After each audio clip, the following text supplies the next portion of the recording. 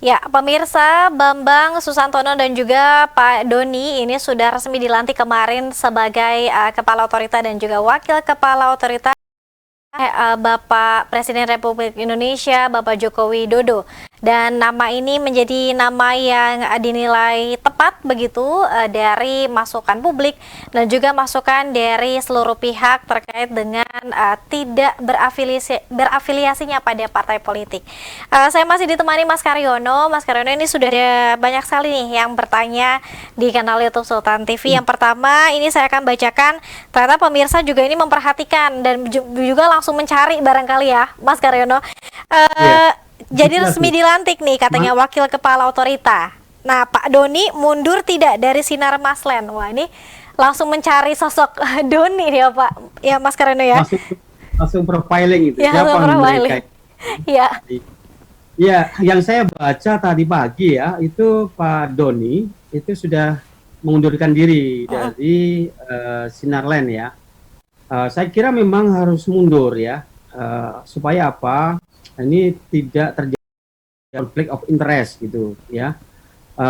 Tentu saja ini sensitif ya, karena pastikan ada yang menaruh curiga ya, prejudice ya. Ya jangan-jangan ini nanti ada udang di balik rempeyek gitu kan, ketika Pak Ya. ini menjadi wakil kepala otorita IKN gitu ya, karena di belakangnya kan ini konglomerat ya, yang ya sudah tidak asing lagi lah ya, yang membangun berbagai kawasan modern ya, Ya. dan apa banyak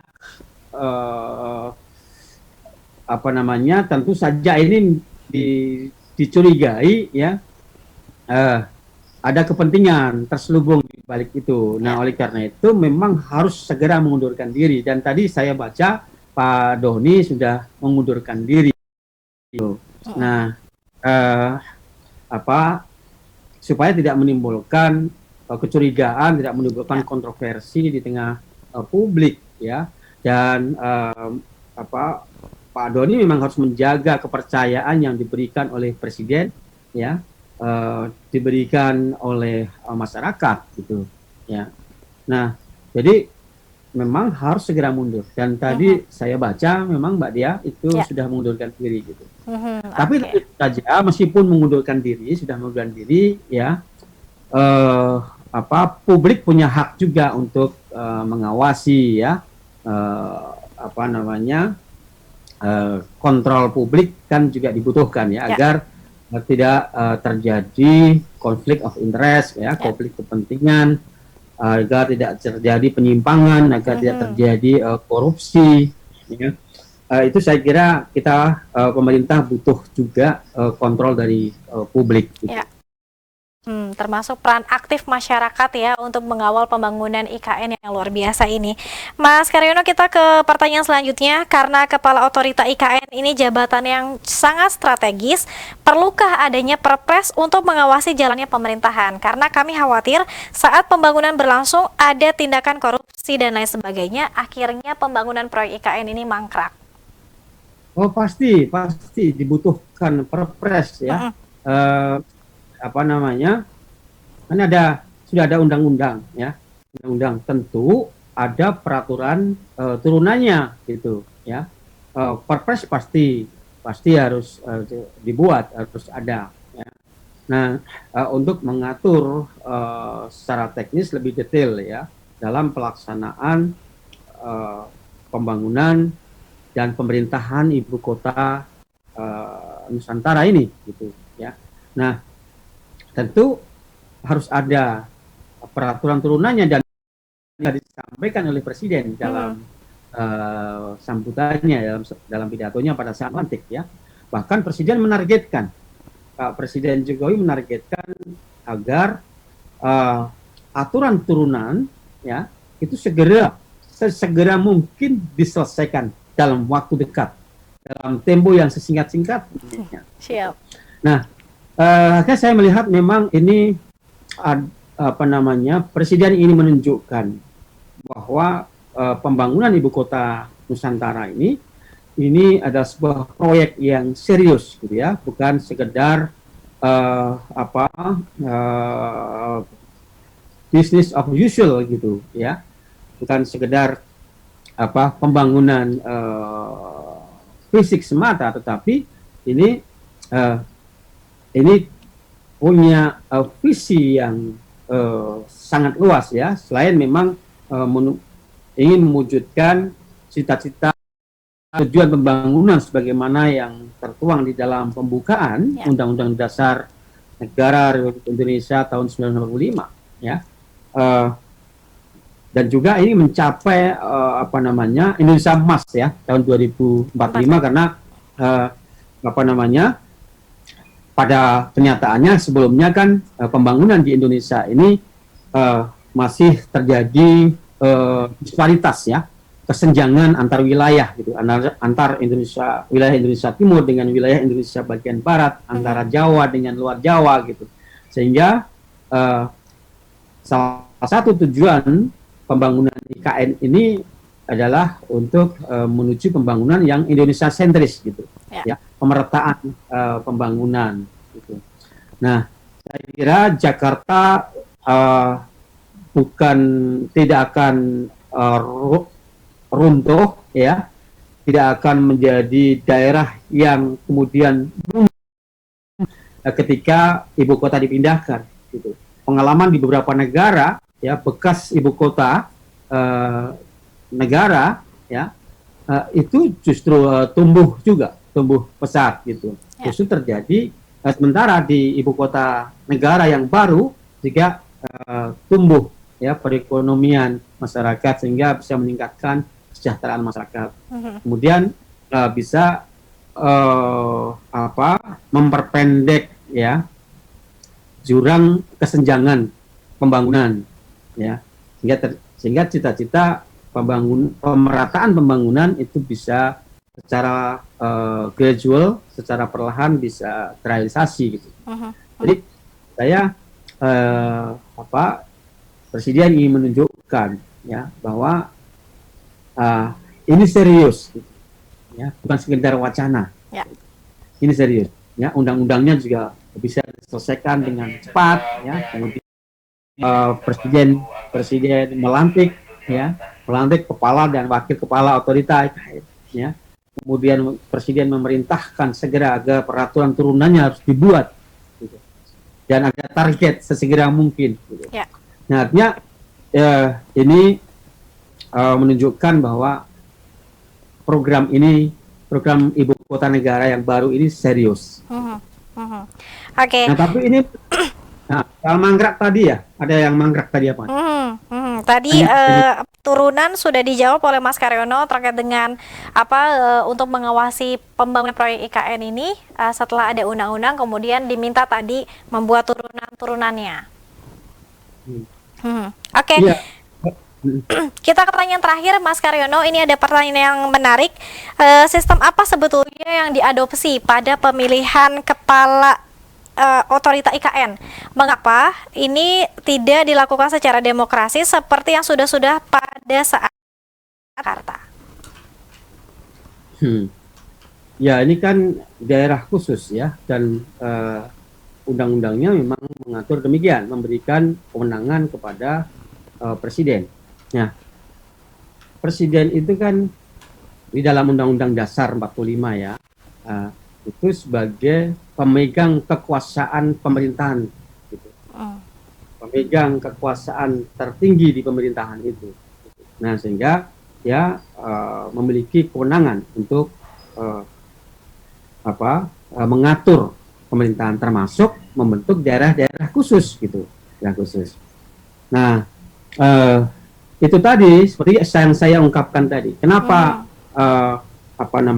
ibu kota negara yang baru ini sistemnya dibuat berbeda dengan ibu kota yang lama DKI Jakarta, ya, karena itu tadi, ya, supaya ada proses pengambilan keputusan cepat, ya, otoritatif, gitu. Namanya juga otorita, gitu. Di Amerika juga ada, gitu, ya, wilayah yang seperti IKN ini, gitu, ya, di mana presiden punya kewenangan dan kepala otoritanya memiliki kewenangan yang luas. Tujuannya adalah untuk mempercepat proses pembangunan, gitu, ya. Jadi itu tadi. Oke. Kalau jawaban pertanyaan. ya baik. Nah, soal mangkrak, ya, oke. Kekhawatiran tentu saja memang ini juga ramai diperbincangkan ya, apa namanya, tapi nggak salah gitu ya, karena memang ada banyak proyek-proyek yang mangkrak ya, sehingga ada kekhawatiran masyarakat jangan-jangan proyek IKN ini nanti mangkrak juga gitu ya. Nah, saya kira wajar saja kalau ada kekhawatiran seperti itu. Menurut saya itu masukan yang bagus untuk memacu pemerintah agar proyek IKN tidak mangkrak. Gitu.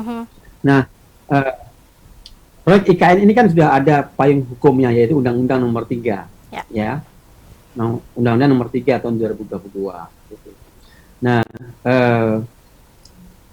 sebenarnya kalau menurut saya, Mbak Dia, seharusnya memang harus ada payung hukum ya yang bisa menjamin agar pembangunan itu dilakukan secara berkelanjutan, gitu, ya.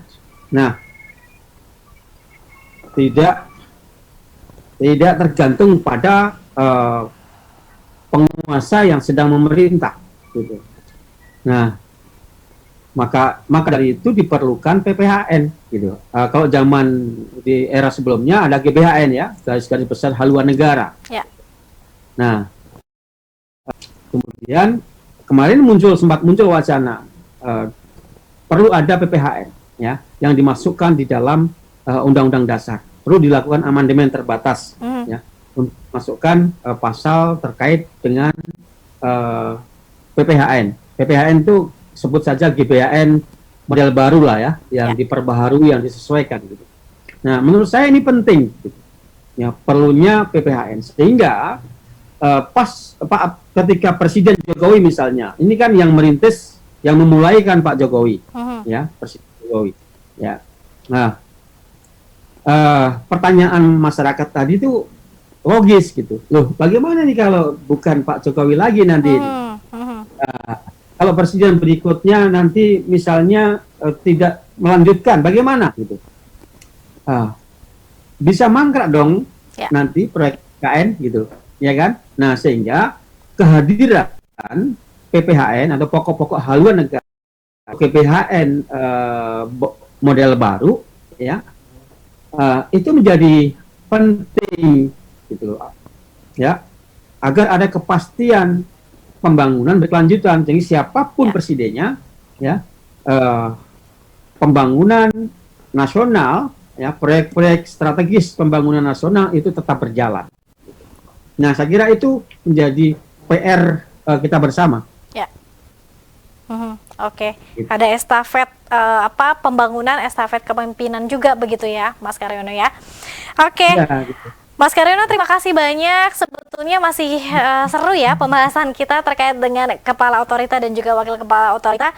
Dan mungkin publik juga perlu tahu secara detail terkait dengan apa dan juga mengawal ya pembangunan IKN bersama-sama. Sehingga menjadi proyek yang tidak mangkrak tadi yang sudah disebutkan dan juga yang dipertanyakan oleh pemirsa Sultan TV. Mas Kar, terakhir apa yang ingin disampaikan kepada pemirsa dan juga masyarakat yang sedang menyaksikan kita? Silakan. Ya, menurut saya begini, Mbak Dia. Jadi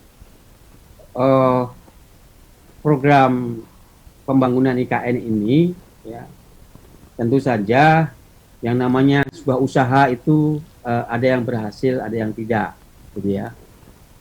Tetapi lebih baik berbuat ya daripada tidak sama sekali, gitu ya. Artinya proyek pembangunan IKN ini ya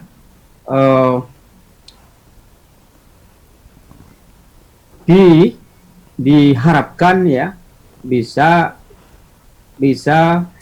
memberikan manfaat ya bagi masyarakat, bangsa dan negara gitu ya. Sehingga menurut saya publik juga ya memberikan kepercayaan dan turut mensupport ya proyek strategis pembangunan ibu kota negara itu tadi. Bahwa nanti ada kekurangan ya nanti diperbaiki. Saya kira lebih baik melangkah daripada tidak sama sekali. Saya kira itu, Mbak Dea. Ya, oke. Terima kasih sekali lagi Mas Karyono Wibowo, pengamat politik kita. Hari ini di pagi hari kita sudah membahas soal Kepala Otorita IKN dan juga wakilnya, dan kita berharap Pak Bambang dan juga Pak Doni bisa melangkah begitu ya Mas Karyono, dengan dukungan publik dan juga dukungan masyarakat tentunya, dan juga bisa mendukung pembangunan IKN dengan sebaik-baiknya sesuai dengan visi, misi dan juga cita-cita yang sudah dicanangkan oleh Bapak Presiden dan juga pemerintah. Terima kasih pemirsa atas kebersamaan Anda. Tentunya nanti kita akan kembali hadir lagi di Talk Show Bincang hari ini dari hari Senin sampai Jumat jam 9 pagi sampai jam 10 pagi. Terima kasih atas kebersamaan Anda. Akhir kata saya Delin Tawangi beserta narasumber saya Pak Karyono Wibowo pamit. Wassalamualaikum warahmatullahi wabarakatuh. Waalaikumsalam warahmatullahi wabarakatuh.